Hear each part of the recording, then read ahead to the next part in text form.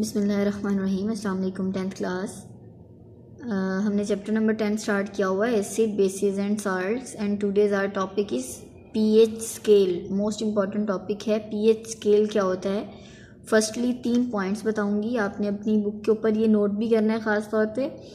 सेरेसन एक साइंटिस्ट था, Danish scientist, जिसने 1909 में इसको डिस्कवर किया था या इसके बारे में बताया था। अब सबसे पहले आपको पता होना चाहिए पी का मतलब क्या है। यहाँ पर पी मीन पोटेंस। पोटेंस का मतलब होता है पावर या कंसंट्रेशन, पावर या कंसंट्रेशन।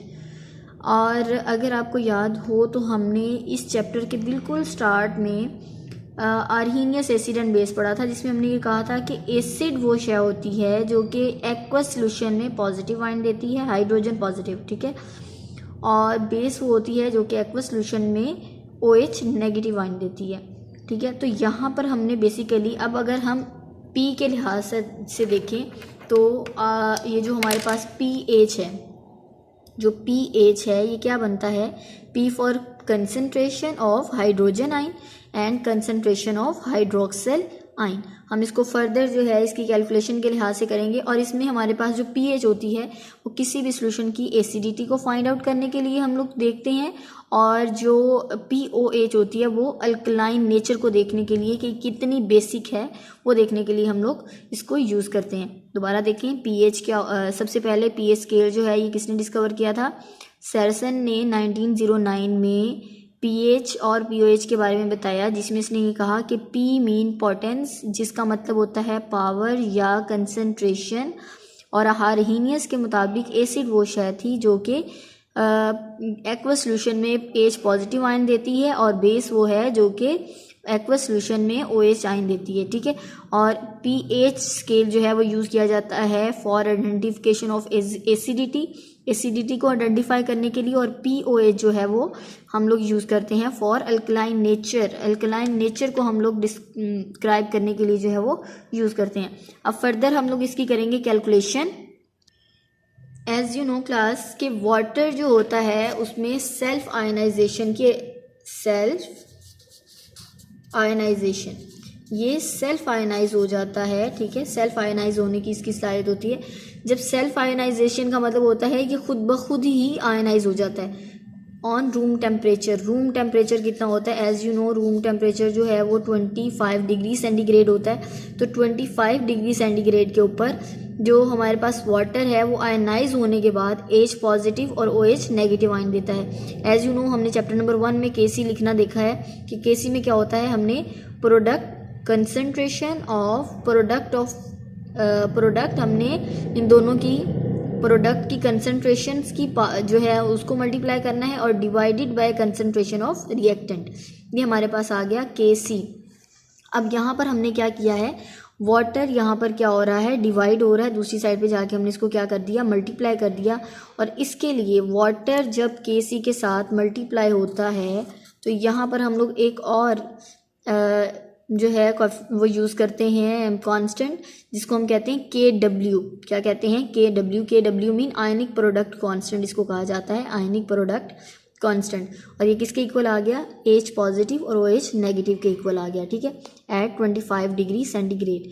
और इसके ऊपर जब हम इसकी कंसंट्रेशन को पुट करें तो यहाँ पर एक वैल्यू लिखी हुई है, ये आपने याद करनी है। KW जो है उसकी वैल्यू होती है 1.0 मल्टीप्लाई बाय 10⁻⁻14।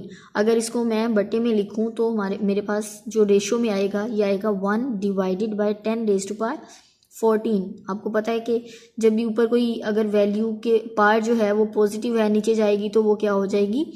नेगेटिव हो जाएगी। अगर नेगेटिव है तो वो पॉजिटिव हो जाएगी। अब इस रेशो का मतलब क्या है? इस रेशो का मतलब ये है कि एट 25 डिग्री सेंटीग्रेड के ऊपर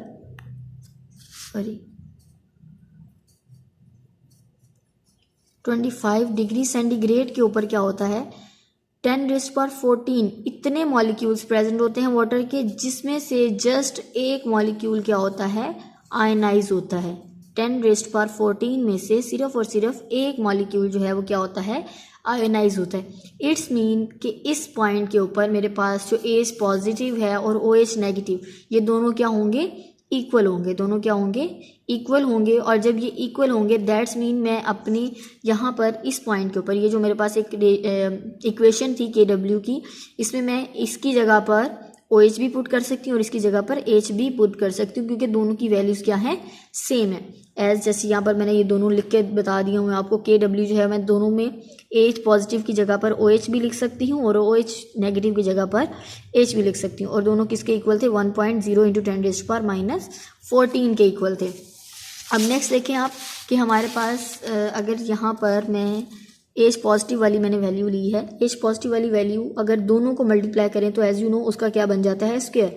और स्क्वायर को ख़त्म करने के लिए हम हमेशा क्या लेते हैं, अंडर रूट लेते हैं। अब यहाँ पर स्क्वायर रूट जो है वो अंडर रूट से कट आउट हो जाएगा, ठीक है। ये कट होने के बाद हमारे पास H पॉजिटिव की कंसनट्रेशन इज इक्वल टू, और इसका अगर आप लोग इसकी वैल्यू देखें तो अगर आपको पता हो तो अंडर रूट की वैल्यू जो होती है 1/2 होती है, ठीक है। तो 1/2 मल्टीप्लाई बाय -14, तो आप इसको हल करेंगे तो हमारे पास 7 आता है, ठीक है। इसको आपने कैलकुलेटर पे भी करके देख सकते हैं। तो 1.0 × 10⁻⁷ that is the value of concentration of H positive.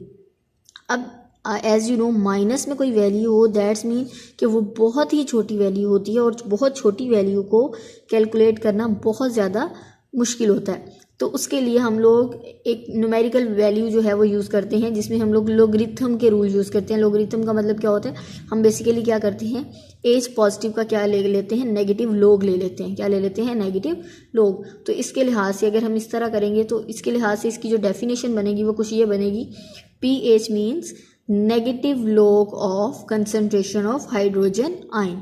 Negative log of concentration of hydrogen ion, जैसे मैंने नीचे लिख दिया negative log of concentration of hydrogen ion. और हाइड्रोजन आयन की कंसनट्रेशन अभी हमने निकाली है, कितनी थी, 1.0 × 10⁻⁷।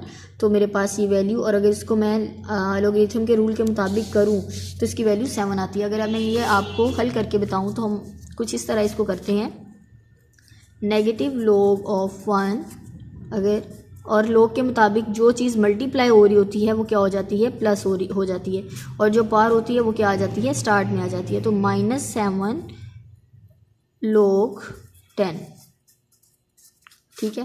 तो ये जमा माइनस माइनस ये आ जाएगा मेरे पास 7 log 10 की वैल्यू जो होती है वो क्या होती है, 1 होती है। मैं पहले इसको हल कर रही हूँ, मल्टीप्लाई बाय -7 आ जाएगा, तो -7, और ये मेरे पास माइनस log जो है यहाँ पर हमारे पास क्या है, -log 1, और इसकी वैल्यू होती है 0।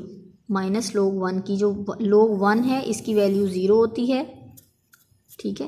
और ये माइनस माइनस प्लस कर दिया हुआ है, और ये हमारे पास वैल्यू क्या आ जाती है, 7 आ जाती है हमारे पास log की, ठीक है। यहाँ पर हमारे पास वैल्यू क्या आ जाती है, 7। दोबारा देखें क्या किया हमने, नेगेटिव log जो था हमारे पास उसको हमने मल्टीप्लाई किया अंदर वाली वैल्यूज़ के साथ। ये जब हमारे पास इसके साथ मल्टीप्लाई होता है तो ये माइनस माइनस से कट आउट हो जाता है, मतलब प्लस हो जाता है, ठीक है।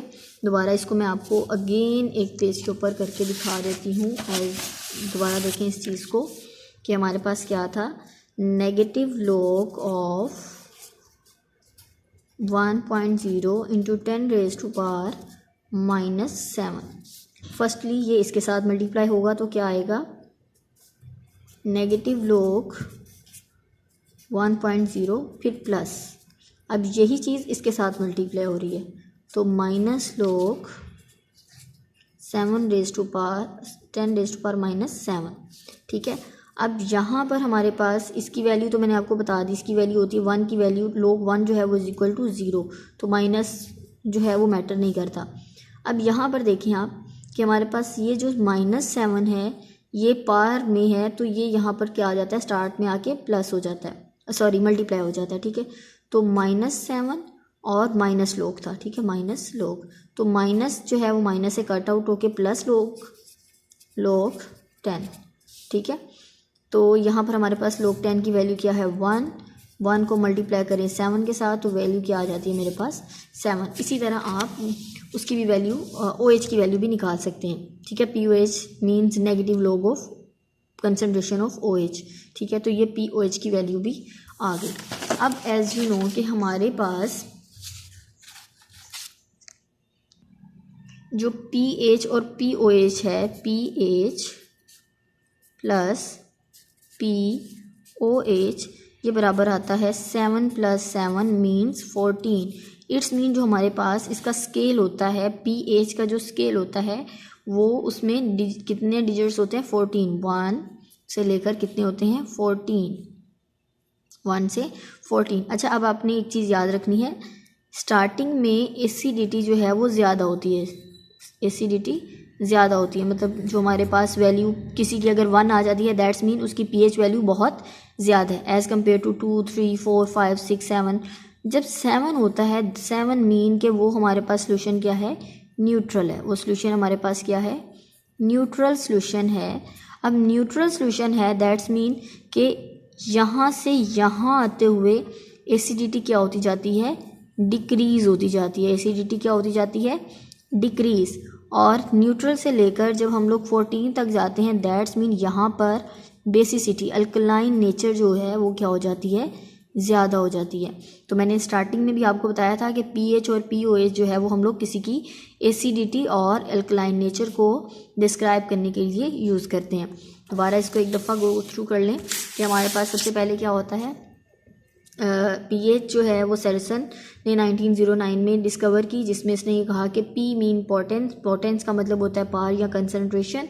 आर्हीनियस के मुताबिक जो एक्वस सोल्यूशन में H पॉजिटिव आयन देती है उसको एसिड कहा जाता है, जो H नेगेटिव देती है उसको बेस कहा जाता है। और हम लोग pH स्केल और pOH स्केल जो है वो एसिडिटी और अल्कलाइन नेचर को बताने के लिए जो है वो यूज़ करते हैं।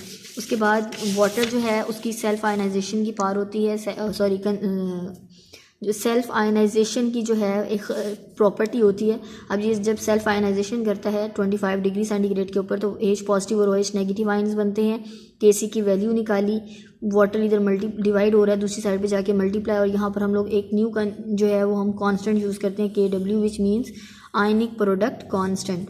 ठीक है, और ये किसके इक्वल होता है, concentration, product of concentration of hydrogen ion and hydroxyl ion at 25 degree centigrade. और Kw की वैल्यू जो है वो क्या होती है 1.0 × 10⁻⁻14, जिसमें मैंने आपको ये कहा कि इसका मतलब ये होता है कि टोटल हमारे पास 10⁻14 मॉलिक्यूल्स हैं, जिसमें जस्ट एक मॉलिक्यूल जो है वो क्या होता है हमारे पास आयनाइज हो जाता है। और आयनाइज होने के बाद आपकी दोनों की वैल्यू ऑलमोस्ट क्या होती है, इक्वल होती हैं। दैट्स मीन कि हम लोग इस इक्वेशन में OH की जगह पर H पॉजिटिव भी लिख सकते हैं क्योंकि दोनों की वैल्यू सेम है। ठीक है, तो मैंने आपको ये दोनों इक्वेशंस लिख के दिखाई, जिनमें से मैंने एक की यहाँ पर आपको सॉल्व करके जो है वैल्यू भी निकाल के बता दी है कि अगर हम इन दोनों को मल्टीप्लाई करेंगे तो स्क्वायर आएगा, और बराबर हमें पता है कि इसके है 1.0 × 10⁻⁻14 के स्क्वायर रूट ख़त्म करेंगे तो हमारे पास कंसनट्रेशन की वैल्यू क्या आ जाएगी 1.0 × 10⁻14। ठीक है, और एट द एंड हम लोग क्या करते हैं, हमारे पास जो pH जो है वो हमने निकाली कि बिकॉज इसकी वैल्यू इंतहाई छोटी होती है, हमने इसको थोड़ा सा बड़ा करना है, तो दैट्स मीन हम यहाँ पर न्यूमेरिकल रूल यूज़ करते हैं जो कि हम लोग लॉगरिथम लेते हैं। नेगेटिव लोग ले लें अगर हम लोग इसका, तो हमारे पास वैल्यू क्या आ जाती है, डिजिट्स में आ जाती है। इसी तरह pOH की भी, और अगर हम लोग pH और pOH को प्लस कर दें तो हमारे पास ओवरऑल जो स्केल है वो 14 का होता है, जिसमें मैंने आपको बताया कि अगर वैल्यूज़ 1, 2, 3, 4, 5 हैं दैट्स मीन वो बहुत ज़्यादा एसिडिक है, और अगर वैल्यूज़ जो हैं वो बहुत ज़्यादा हैं दैट्स मीन वो अल्कलाइन है। और 7 इज़ द नंबर जो कि ये शो करता है कि वो चीज़ क्या है, न्यूट्रल है। ओके जी, इसकी अच्छे से प्रैक्टिस कीजिएगा। Wish you best of luck. अल्लाह हाफिज़।